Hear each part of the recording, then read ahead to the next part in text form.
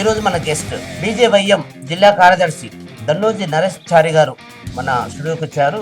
వారితో ఈరోజు మనం చిట్ చాట్ తో ప్రారంభించాం. నరేష్ గారు నమస్కారం అండి. నమస్తే ప్రసాద్ గారు. ప్రజా సమస్యల మీద ప్రజల మీద ఎక్కడ లోపం జరుగుతుంది? ముఖ్యంగా మీరు బీజేపీ పార్టీని ఎంచుకోవడానికి ప్రధాన కారణం ఏంటి? ఈ దేశానికి దిక్సూచిగా భారతీయ జనతా పార్టీ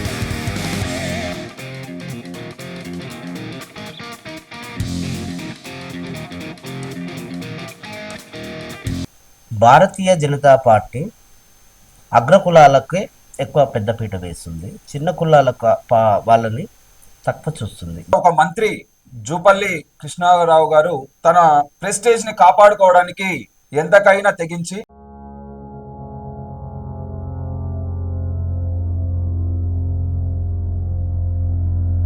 కేవలం దేవుడి మీదనే రాజకీయాలు చేస్తున్నారు. ప్రధాన 80% ఉన్న హిందువుల కోసం ఏ పార్టీ పనిచేయట్లేదు, అది భారతీయ జనతా పార్టీ పనిచేస్తుందని. మేము దేవుని పేరు చెప్పి రాజకీయం చేయట్లేదు, దేవుని మరవకండి హిందువులారా అని మాత్రమే.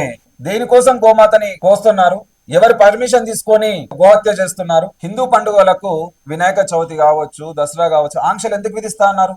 ఇతర మతస్థులకేమో